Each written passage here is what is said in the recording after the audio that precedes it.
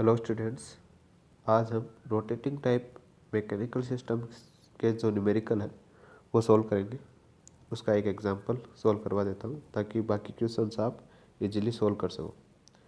जैसे इसमें हमें दिया गया है कि क्वेश्चन में कि ये एक रोटेटिंग सिस्टम है जिसमें जैसे मैंने बताया था पहले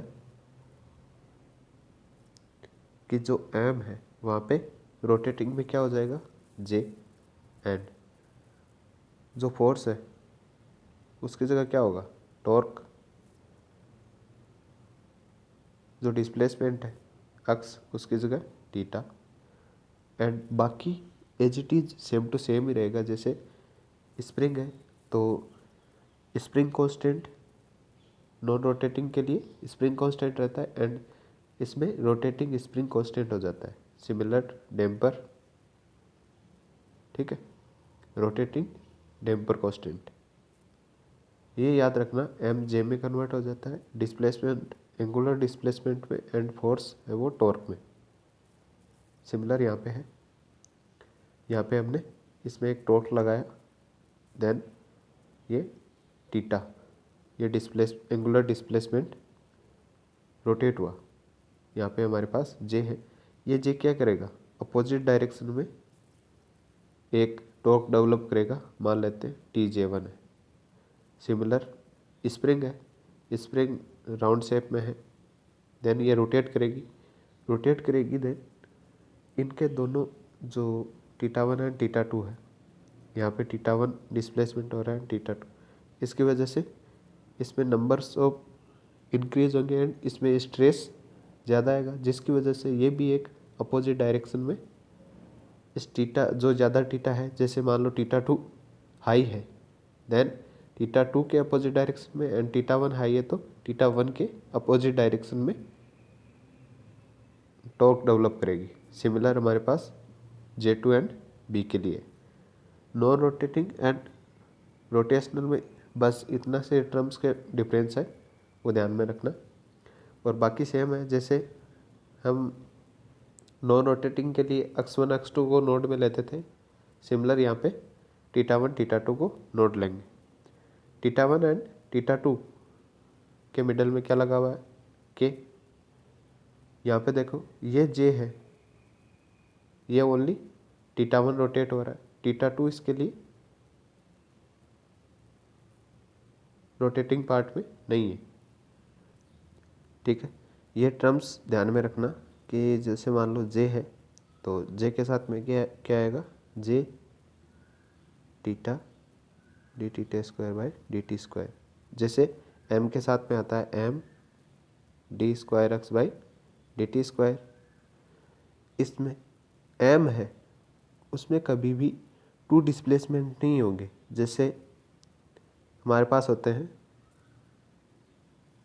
जैसे हमारे पास डैम्पर और स्प्रिंग में होते हैं, जैसे x one and x two, ये दो डिस्प्लेसमेंट हो सकते हैं। जैसे स्प्रिंग के लिए हुआ तो के x one minus x two रखेंगे, एंड सिमिलर जैसे डैम्पर के लिए हुआ तो b d x one minus d x two by d t, ये रख देंगे, ठीक है। ये सिमिलर थिंग्स किसी भी मास के साथ में नहीं होगी, मास के साथ में ओनली एक ही डिस्प्लेसमेंट होगा। सिमिलर जैसे मास के साथ में हो रहा है, सिमिलर यहाँ पे जो जे है उसके साथ में होगा मोमेंट ऑफ इनर्शिया के साथ में, ये जे इसके साथ में ओनली एक ही एंगुलर प्लेस डिस्प्लेसमेंट वर्क करेगा। तो यहाँ पे जस्ट इस कौन से एंगुलर से रोटेट हो रहा है, थीटा वन से, यहाँ पे थीटा टू कंसीडर नहीं होगा, ठीक है। अब आगे जो भी थीटा टू है, ये थीटा वन इसको रोटेट किया, मान लो यहाँ पे एक शाफ्ट लगी हुई है, ये इसको रोटेट किया। कोई भी मास है, जैसे ये एक मास है, इसको हम यहाँ पे रोटेट करेंगे तो यहाँ पे जितना रोटेट होगा उतना ही यहाँ पे रोटेट होगा। जैसे यहाँ पे थीटा वन रोटेट हो रहा है तो यहाँ पे भी थीटा वन रोटेट होगा। इसी वजह से इसमें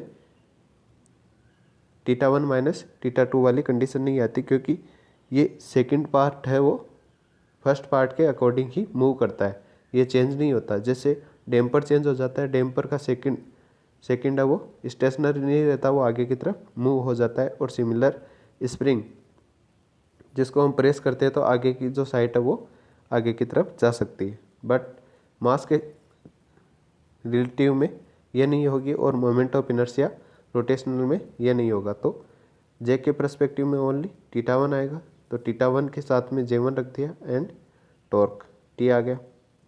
के है वो θ1 एंड θ2 के मिडल में है, के आ गया। जो J2 है वो θ2 के परस्पेक्टिव में लगा हुआ है, θ2 एंड नोडल बना लिया डैम्पर। अब नोडल इक्वेशन सिमिलर वैसे ही निकालेंगे जैसे हमने नॉन रोटेटिंग पार्ट में निकाली थी। फॉर नोड फर्स्ट θ1 के लिए T इक्वल टू क्या हो जाए, T इक्वल टू जे के साथ में आएगा J1 d θ1 square upon dt square, ठीक है, प्लस ये दोनों के मिडल में लगा हुआ है तो θ1 को हम हाई कंसिडर करेंगे, के θ1 माइनस θ2। सिमिलर सेकेंडरी के लिए क्या होगा, के θ2 माइनस θ1 हो जाएगा, क्योंकि इस टाइम हम इसको हाई कंसिडर करेंगे। जैसे हम नोडल में जो भी नोड यूज में लेते हैं उस नोड का वोल्टेज को हाई मानते हैं, उसी टाइप से इसमें जो भी नोड हम यूज में लेते हैं जिसके लिए हम इक्वेशन लिख रहे हैं उसको हम हाई कंसिडर करेंगे। सिमिलर नोड सेकंड के लिए हमने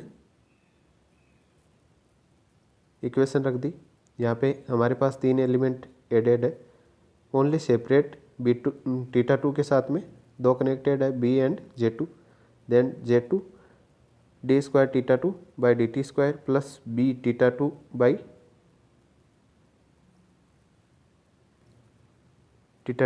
dt। सिमिलर अब हम टॉर्क को वोल्टेज एनालॉजी में चेंज करेंगे, तो सिमिलर जैसे हमने यहाँ पे इसमें से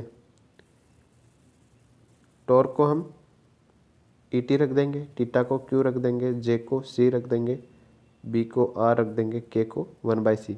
एंड सिमिलर करंट में चेंज करेंगे तो IT flux linkage C 1/R and 1/L। ये वैल्यूज यहाँ पे पुट कर देंगे, उससे हमें क्या फाइंड आउट होगा, इक्वेशन फाइंड आउट हो जाएगी E की फॉर्म में। ये इक्वेशन फाइंड आउट होने से हम क्या करेंगे, वोल्टेज एनालॉजी है तो हमें पता है इसमें कि लूप लगेगा, ठीक है, जितने नोड है उतने लूप बनेंगे, तो 2 नोड है 2 लूप बन गए। 2 लूप बनेंगे तो हमें इसको करंट की फॉर्म में लिखना होगा यहाँ पे, क्योंकि फॉर्म में तो हम इसको करंट की फॉर्म में रख देंगे। I1 इक्वल टू क्या होगा, dq by dt, dq1 by dt, then d square by dt square equal to, ये हो गया। ये वैल्यू यहाँ पे पुट कर देंगे, इस जगह ये वैल्यू पुट कर दी।